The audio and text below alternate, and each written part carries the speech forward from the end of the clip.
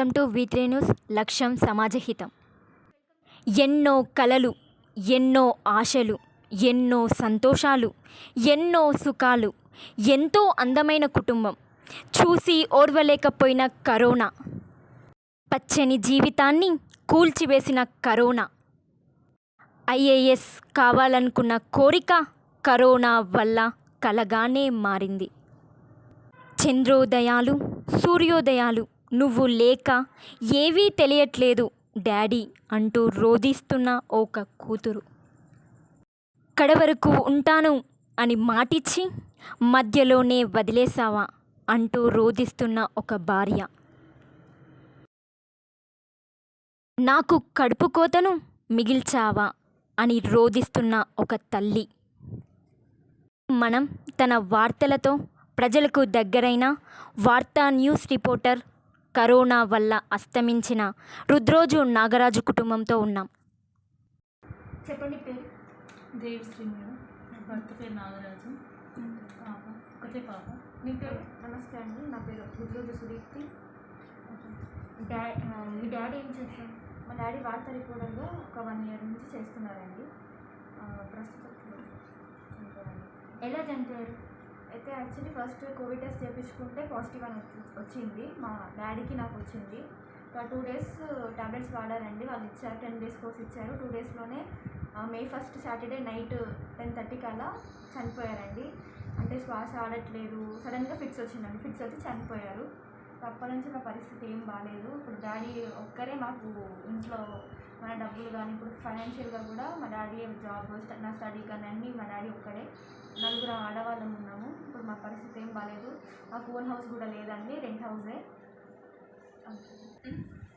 మీరు ఎలా ఇప్పుడు ఇంతమందిని ఎలా పోషించాలనుకుంటున్నారు? అదే కదా మేడం, ఏం ఆధారం అనేది ఏం లేదు కదా మా పరిస్థితి. మాకు సొంత ఇల్లు కూడా లేదు. ఇప్పుడు రెంట్ కట్టాలంటే మా చేతిలో ఏం లేదు, చిల్లి పైసా కూడా లేదు.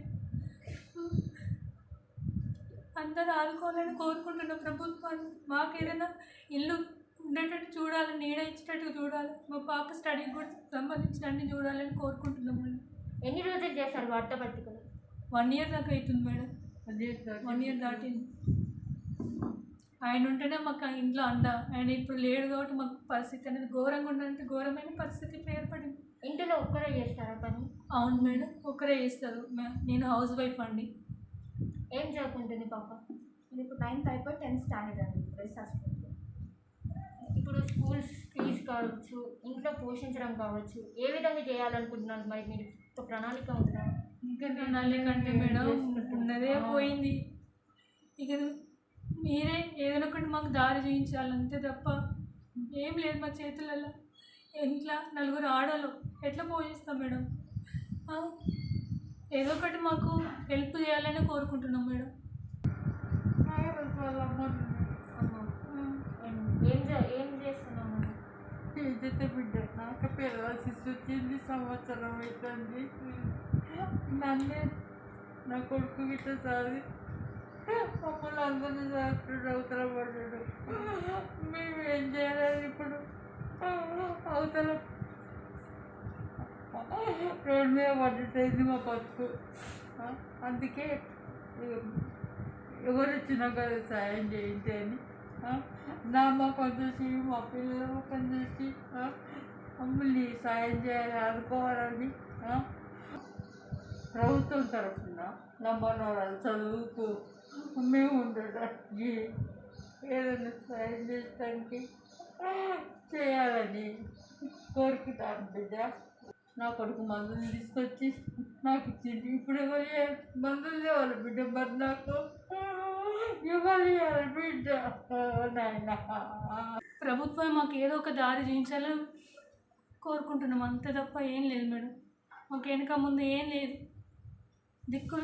దిక్కులేని స్థితిలో మేము ఉన్నాం. ఈ పరిస్థితి ఇంకోళ్ళు కూడా ఇట్లా రావద్దు అని కోరుకుంటున్నాం.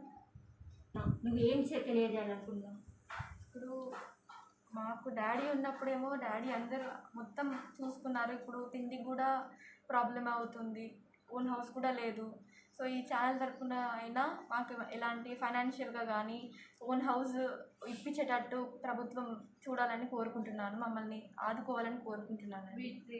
V3 న్యూస్ ఛానల్ ఆదుకోవాలని కోరుకుంటున్నాను. డాడీ ఉన్నప్పుడు మా డాడీ ఉన్నప్పుడు నాకు అన్నీ తెచ్చేవారండి. నన్ను హ్యాపీగా ఉంచేవారు. నేనైనా కాదు అందరినీ హ్యాపీగా ఉంచేవారు.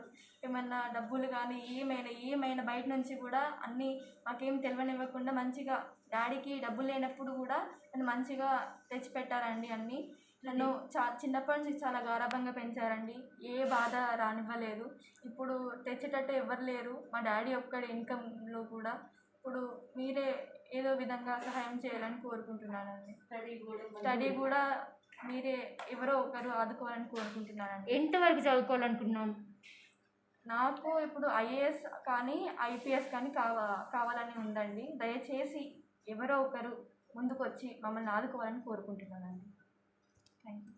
ఇప్పుడు 10th ఎస్ఆర్ స్కూల్లో చదువుకుంటుంది. చాలా పైసలతో పని ఉంది. ఇప్పుడు మరి ఆమెను ఎలా స్కూల్లో జాయిన్ చేపిస్తారు, ఎలా చదివిస్తాం అనుకుంటున్నాను? మేడం ఇంట్లో తినడానికి కూడా తిండి మాకు లేదు సరిగా. పాప ఇప్పుడు 9th అయిపోయి 10th తను. ఆమె చదివించడానికి కూడా మా దగ్గర చిల్లి పైసలు కూడా ఏం లేవు మేడం. మీరే ప్రభుత్వం ఆమెకు స్టడీలో కానీ మాకు ఒక ఇల్లు అయ్యేటట్టుగా ఏదైనా ఒకటి డబుల్ బెడ్రూమ్ ఇప్పి అని కోరుకుంటున్నాం మేడం. ఇన్ని రోజులు సంపాదించిన ఆస్తి కానీ ఏమీ లేవు? ఏమీ లేవు మేడం. మాకు వెనుక ముందు కానీ ఏం లేవు. అట్లా ఉండేది అంటే మా పరిస్థితికి ఇట్లా ఎందుకు ఉంటుంది మేడం? మాది ఇన్ని రోజులు అవుతుంది కదా, ఎవరైనా మీకు సహాయం చేశారు? అంటే ఇప్పటివరకు వార్తా వాళ్ళే ఇప్పుడు చూస్తున్నారు. ప్రజెంట్ వాళ్ళే హెల్ప్ చేస్తున్నారు. ఫుడ్ కానీ వాళ్ళే చూశారు. వార్తా వాళ్ళే చూస్తున్నారు ఇప్పటికైతే. స్టడీకి కానీ వేరే వారికైనా ప్రభుత్వం ఆదుకోవాలని కోరుకుంటున్నాను. ఎవరిని అడగాలి, ఏమని అడగాలి?